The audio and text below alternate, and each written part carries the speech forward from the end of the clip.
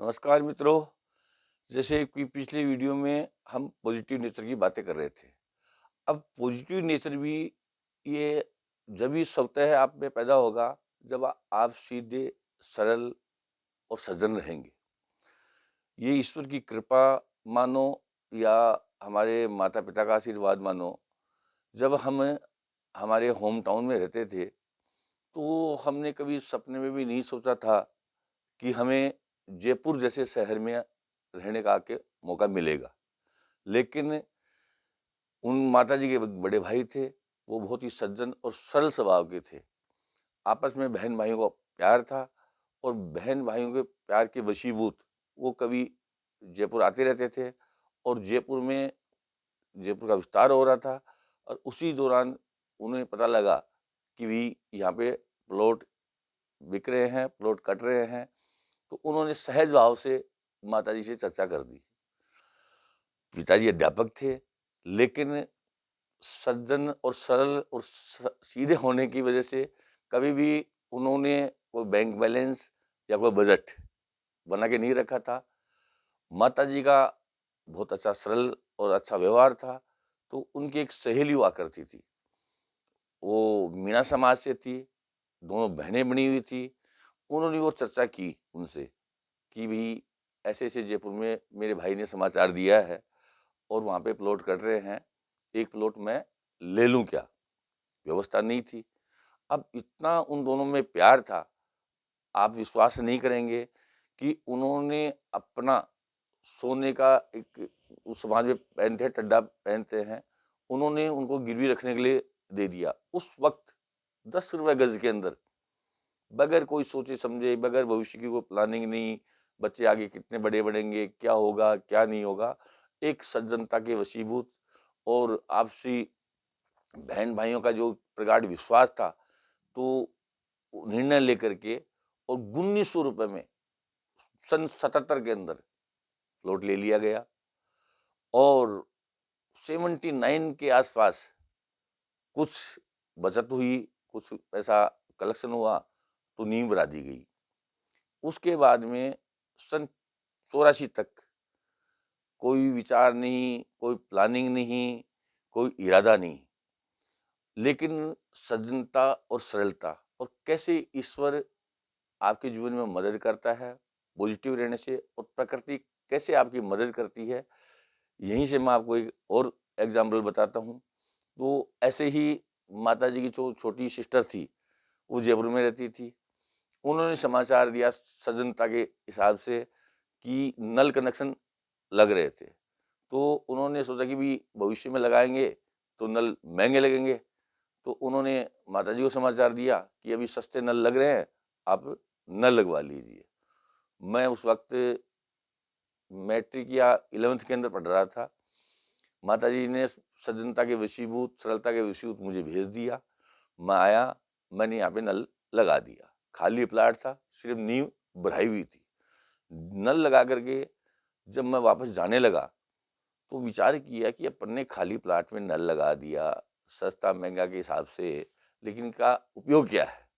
अगर ज़रूरत होगी, तो बाद में भी लगाया जा सकता था। लेकिन हमारी मौसी जी थी, वो मकान बना रही थी, तो उनको देख कर के मेरे मन में भी विचार आ गया, क्यों हम भी स्वभाव से सज्जन और सरल थे, ज़्यादा सोच-विचार नहीं किया और जाकर के घर पहुँचे। अब घर पहुँचे तो देखता हूँ कि माताजी, जैसे कि मैंने पिछले वीडियो में आपको बताया था कि माताजी मेरे जीवन के लिए हर माह छठे महीने जागरण और ब्राह्मण भोज की तैयारी में लगी हुई थी। क्यों? कहीं से कुछ एरियर वगैरह कुछ मिला होगा और उन्होंने खर्च करना था। तो मैंने उनको जाके चर्चा की कि माताजी, हम भी जयपुर में मकान बनाएँगे। उस वक़्त भाई साहब भी पढ़ रहे थे, मैं भी पढ़ रहा था, दूर-दूर तक कोई प्लानिंग नहीं थी। लेकिन सज्जनता और सरलता और प्रकृति चाहती थी, हमने निर्णय ले लिया और विश्वास करें कि तमाम पैसा उस वक़्त कोई 2 मकानों के अंदर 14 से 15,000 रुपए खर्च हुआ होगा, अपनी सहेलियों से उधार लेकर के और मैं अकेला जयपुर आकर के सन 85 के अंदर मैंने वो मकान बनाए। अप्रैल माह से काम शुरू किया, मई माह तक 2 कमरों का काम था, संपूर्ण हो गया और मैं वापस नीम थाना चला गया, होम टाउन चला गया। अब कुदरत का नियम देखिए, प्रकृति की एक वरदान देखिए कि भाई साहब ने कहीं हाई कोर्ट के अंदर लिपिक ग्रेड का परीक्षा दी होगी और आप विश्वास नहीं करेंगे कि वो लिखित परीक्षा में पास हो गए थे, लेकिन टाइप टेस्ट में वो असफल हो गए थे।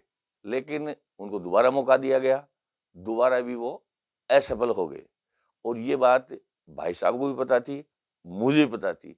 लेकिन ईश्वर को देना था कि मकान जयपुर में बन चुका था, एक माध्यम बन चुका था और माताजी के सरल स्वभाव से या पिताजी के सरल स्वभाव से या ईश्वर की कृपा से डायरेक्ट अपॉइंटमेंट लेटर लेकर के डाकिया घर पे पहुंच गया। घर पे मैं नहीं था, भाई साहब भी नहीं थे। माताजी को उन्होंने कहा कि आपके बच्चे का अपॉइंटमेंट लेटर डाक आई है। उनको भी नहीं पता था कि क्या है, लेकिन डाक आई है और मैं आपके बच्चे को ही दूंगा।